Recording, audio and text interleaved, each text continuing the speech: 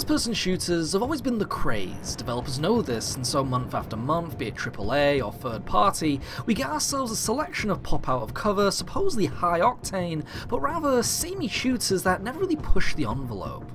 Titanfall 2, a now established series that hopes to take the gun game in a possibly right direction, hands us a rather complete looking package via a newly birthed campaign, and of course the ever-evolving multiplayer that made the original so loved.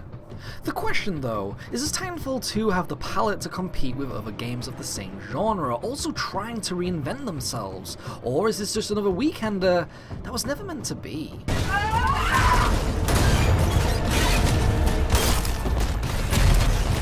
The original Titanfall presented something right when it came to shooters, and how we should look at them from now on. Sometimes we don't just need shrubbery arenas where 12 people have at it for 10 minutes day in and out, sometimes we need something more, and Titanfall aspired for this. Good work. That's how the 6-4 do it. Its accomplishment was by implementing the titular Titans, story-told battle mechs varying in the more western steampunk side of things, rather than the shiny Japanese Gundams many have come to love, but then again, it also felt like a mix of the two. Piloting these are of course you and many other players that gun each other down for a couple of minutes in Call of Duty style methods until achieving the progress meter to summon your Steel Goliath. Not only are these walking tanks powerful, but they also give further methods in dispatching your foes along with expanding the scenarios played out on the online battlefields of today. Titanfall 2 pushes this ever so slightly further by first giving back that incredibly addictive multiplayer mode, but now tweaking it to become something more of a MOBA hybrid that many FPS games have come to take the mantles of. Enemy pilot destroyed. Enemy pilot has ejected. Enemy pilot eliminated. This is done by, instead of letting you fully customize your warrior tank, now you must pilot a selection of more personified rigs, all with their own unique weapons, abilities and aesthetics. It's a very strong move and makes the tactical rollouts in-game modes like the popular Last Titan Standing, and in its more core game modes as well, like Attrition and Bounty Hunt, a little more diverse because now teams can communicate by combining a variety of titans, be it from close-range slicers to long-range snipers, including everything in between.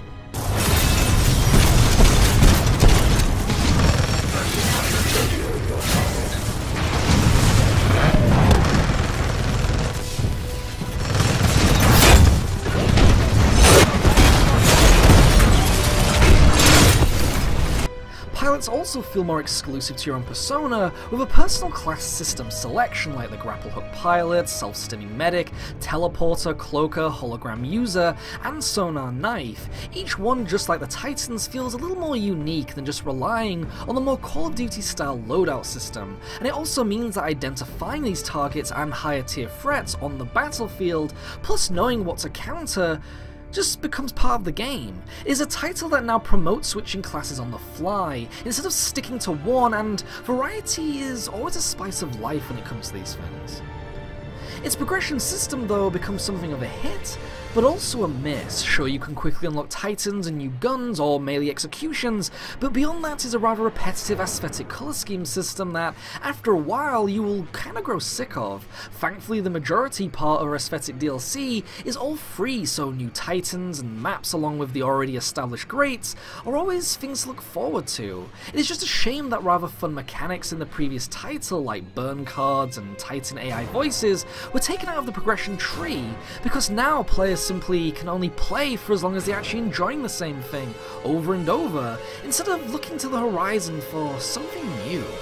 It's not a step back though, because Titanfall 2's multiplayer is a fantastic experience. The latency is near perfect, the combat is fluid, fast and vertical, and finally the Titan battles always become epic ordeals that never cease to put a smile on your face.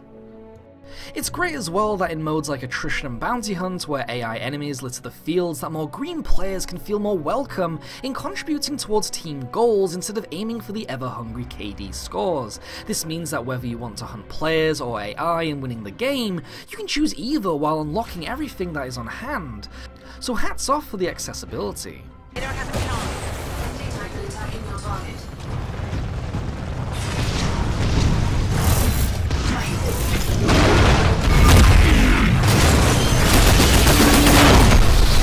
The biggest feature in Titanfall 2 now comes in the form of a fully fledged campaign. You take the reins of Jack Cooper, a grunt who is forced by fate into the cockpit of Vanguard Titan BT-7274. As you journey as the pair, you come across a fun and progressive bromance of a man and his Titan, where even conversation selections come into play just to create a personality for your Jack Cooper, but also allowing you to see the delightful remarks of your robotic companion. Enemy Titan down. Thanks for the assist, sir. We'll secure this area.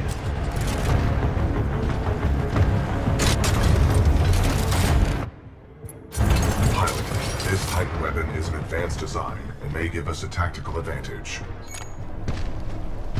I think somebody's in love. A human's concept of love requires admiration, attraction, devotion, and respect. Conclusion: I am 50% in love.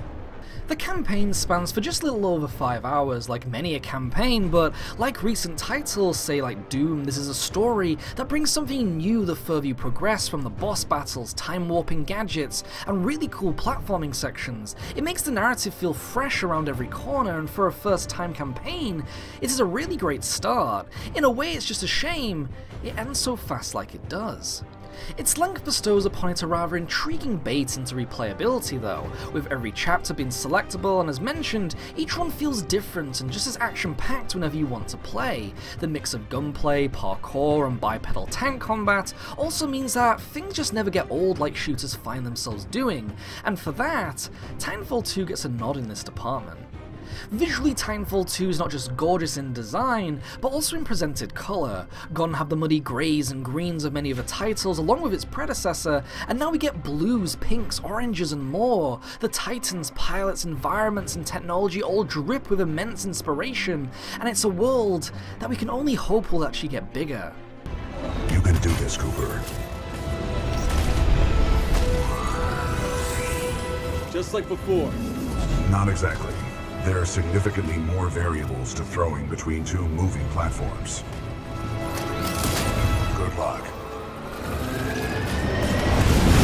The soundtrack hits some pretty memorable high notes as well, with an expected orchestral score and the pangs and bangs as bullets, explosions, and sci-fi sound effects surround you without even needing cinema speakers. Voice talent also ranges from great between protagonist and antagonist, so be it hearing BT banter to just intruding on enemy conversations between villains, always helps in selling this world and its inhabitants. Stop getting caught up in your games. Am I not allowed to enjoy myself while I work? Not when your work suffers. Point taken. Titanfall 2 has been out for a while, but it has also only grown in size thanks to the loving developer that, like its community, only wants to see their baby grow. If you love shooting sci-fi bad guys, clashing with metal robots, and falling back to a fun but thoughtful campaign, then Titanfall 2 is a game for you. And so with that, Proxy Payload gives Titanfall 2 a yummy and fulfilling mega muffin. But what do you think of Titanfall 2 though? We would love to know, but until next time, ciao.